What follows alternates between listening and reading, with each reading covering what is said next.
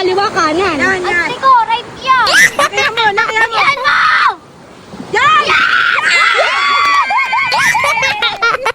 Hello mga mamis, eto pa nga yung mga pag-games ng mga coach ni Kyle. Ako nga yung unang tinakpan yung mga mata dito. Di nga kami magkakampi dito ni Kyle dahil ang kakampi niya nga dito si Ella at si Ate Noemi. Sila Mami Apple at Piolo nga ang katim ko dito. Tatlong ikot nga lang pero grabe, hilong-hilo talaga ako. Tingnan nyo naman, kakaapa ko pa nga lang, taya ka agad, juice ko po. Sumunod naman dito ay si Kyle. Naalalayan nga talaga siya dito ng Mami Noemi niya at ni Ella. Litong-lito nga din si Kyle dito dahil hindi niya nga talaga alam kung sino yung papakinggan niya dito, juice ko po. Kaya ayan, nataya nga kaagad siya. Next naman, itong palaro na yung straw dapat mailagay mo sa may bottled water. Una nga talaga kami dito ni Ate Noemi at hindi nga kami magka-team dito. Buti nga dito, hindi na iikot dahil mahirap pagka umikot ka pa. Pero pagka gantong tatakbo ka ay madali lang naman. Parang sila Kyle nga yung nanalo dito. Ano ba naman kasi ang liliksi talaga nilang lahat?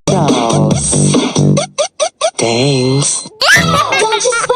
Noong kinagabihan naman, pagkatapos nga nilang maligo dito, pinagpahinga sila saglit, pinakain, tapos pinalabas na din. Mag-exchange gift na nga sila dito at magbo-bonfire. Alam nyo ba na antok na nga talaga dito si Kyle pero ayaw naman niyang hindi siya makakasama dito. Bigyan na din pala sila ng coach niya ng marshmallow. Gusto nga ng coach nila na maranasan nila to na magkakasama sila habang nagtatawanan at nagkukwentuhan nga sila dito. Nakakatuwa nga dahil nawala nga talaga yung antok ni Kyle dito. Ano ba naman kasi nag-exchange gift na nga sila tapos yung nakuha nga niya ay kay kuya coach niya. Bango nga yung binigay sa kanya. After nga nun, binigay na nga din pala ni Kyle yung mga gift niya dito sa mga ka-teammate niya pati na rin sa mga coaches niya. Hindi lang yon pati sa mga mamis ngang mga kasama ay binigyan na nga din pala namin ni Kyle at nag-prepare kami para sa kanila. Si Kyle nga din talaga yung may idea nito kaya naman sumunod na nga lang din talaga ako sa kanya. Pati na rin yung Mami Noemi niya ay binigyan niya rin pala dito. Magkakamukha nga lang yung binigay namin sa kanila pero magkakaiba ng design at color. Pati nga sila Ella at Iya ay binigyan na rin pala dito ni Kyle. Sensya na po sa mga nabigay namin, yan lang po talaga yung nakayana. Yung kinabukasan naman, kami na nga lang yata ni Kyle ang natira sa room. Late nga kaming gumising at ginising nga lang talaga kami ni Ate Noemi. Inuotan ko na nga kaagad si Kyle ng swimwear at sumunod na lang ako dito dahil kasama niya naman dito sila Ate Noemi at Ella. Si Iya pala ay tulog pa, hindi muna namin ginising. Nahanap ko nga silang dalawa sa pool pero nandito pala sa beach at binabantayan nga ni Ate Noemi dito. Niwan na nga kami ni Kyle dito at inaya na nga siya ng mga katim niya. Nag-picture taking pa kasi dito si Ella. Medyo nahihiya nga daw siya kaya naman nagtowel na muna siya. Nauna na nga din pala si Ella kaya naman naiwan na nga muna kami ni Ate Noemi dito sa may beach. Paano ba naman kasi sobrang hangin talaga dito. Maya-maya nga lang din ay uuwi na kami kaya naman sinusulit na nga talaga ng katim ni Kyle yung pagsaswimming dito sa dagat. Yearly naman nagbi-beach kami sa side ng daddy ni Kyle. Pero feeling ko nga mas na-enjoy talaga ni Kyle ngayon yung pagdadagat niya. Ano ba naman kasi halos lahat ng kasama niya ay bata. Pagka kasi kami yung mga kasama niya wala talaga as in bata. Siya lang tapos si Stanley at hindi naman niya na-enjoy dahil bata pa nga si Stanley. Medyo mainit na nga daw sa may dagat kaya naman dito na nga lang talaga sila nag-swimming sa may pool. Wala nga talaga silang kapaguran dito.